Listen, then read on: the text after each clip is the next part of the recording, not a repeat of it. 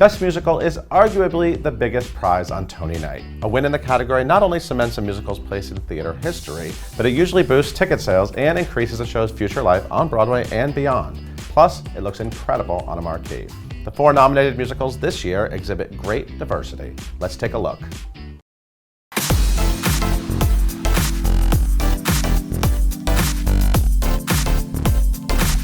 Leading the race for Best Musical are 2 shows which have each earned a stunning 12 nominations, Mean Girls and SpongeBob SquarePants. First up, everyone's favorite Under the Sea Friend. Give me adventure, I'm a contender and more. I will show I'm not just the sponge next door. Turning SpongeBob SquarePants, the popular Nickelodeon 11-minute cartoon series, into a full Broadway musical was an enormous task for its creative team.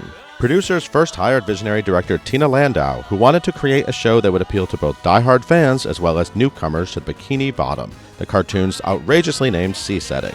Writer Kyle Jarrow thought the best way in was to write a universal story about SpongeBob and his friends having to come together to deal with a crisis.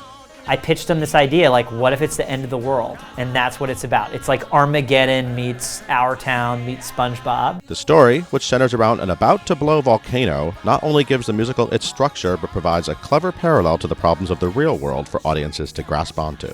It's about the need for us all to overcome our fear and come together and live joyfully in the best day ever, which is each day we have. If you want to, you can look at the script and go, oh, it's saying things about the world and how communities are reacting with each other. The show's score is by an amazing list of pop and rock stars who contributed songs, receiving a shared Tony nomination for Best Original Score. Also nominated is star Ethan Slater, making his debut as the title Sponge. So come on, hero is our middle name. For Slater, a diehard fan of the Nickelodeon series, the show's message is king. Something really cool that my fiance said to me the other day was, she said, it's really special that you get to save the world every night, because this is a world that often feels like it needs saving for different reasons.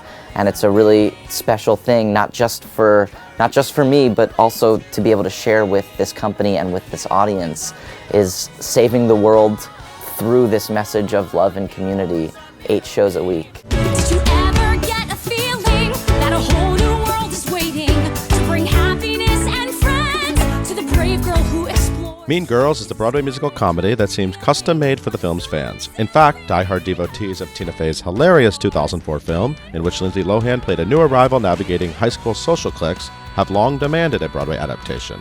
Finally, Fey made dreams come true with this season's stage show, which she never considered starring in herself, by the way. I'm not a great singer, guys,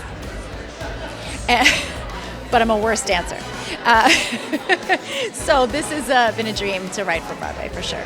For the musical, Fey collaborated with her husband, composer Jeff Richmond, and lyricist Nell Benjamin.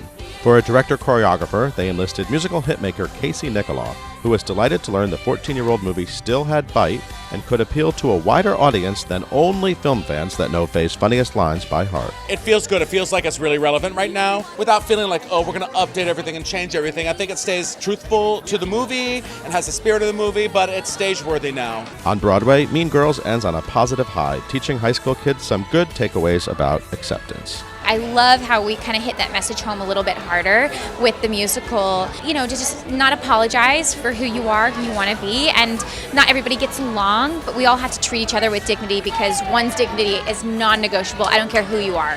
Friday evening, oh my chérie, in black and white and blurry through tears.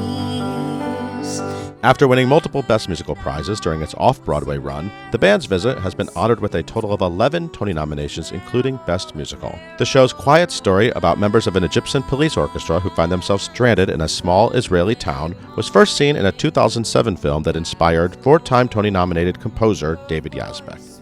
I saw the movie and I was left so deeply moved by the film.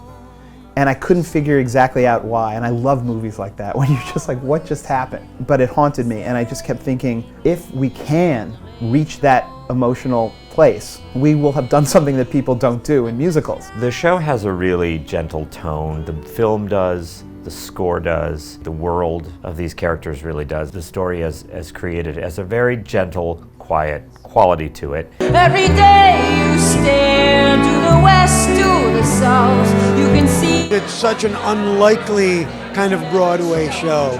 It sort of hinges a lot on silences and looks and what's going on internally. But the characters, even though there's many of them, we see them in short vignettes, we feel invested in them. People feel instantly like they can relate to these characters, and that instantly they're taken to a place that they're completely unfamiliar with. For librettist Itamar Moses, making his Broadway debut with the musical, the band's visit is simply a testament to the power of human connection. The show is a great reminder of the wonderful things that can happen if we say yes to something rather than no, or if we welcome people rather than shut them out.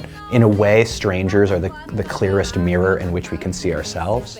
And when we shut out the stranger, we're actually shutting out what we don't want to know about ourselves. Let it go,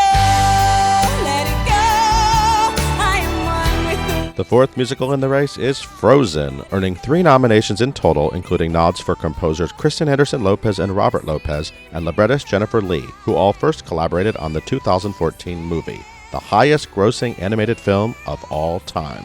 Lopez, an EGOT icon who previously won Tonys for his work on the Broadway musical smashes Avenue Q and The Book of Mormon, was hooked on the story of sisters Elsa and Anna when he first got offered the film project. They called me in Disney Animation and pitched me this story, and they showed me these images of 2 young girls, sisters, and the older one was doing all this magic and the little one was just in awe. I just thought Kristen's gonna love this and we have to do it together. Jennifer Lee, the co-director and writer of the film, is Tony nominated for adapting her screenplay into the book of the musical. And after winning an Oscar for the musical's standout power solo, Let It Go, the Married Songwriters expanded their Frozen score from 7 songs to 23.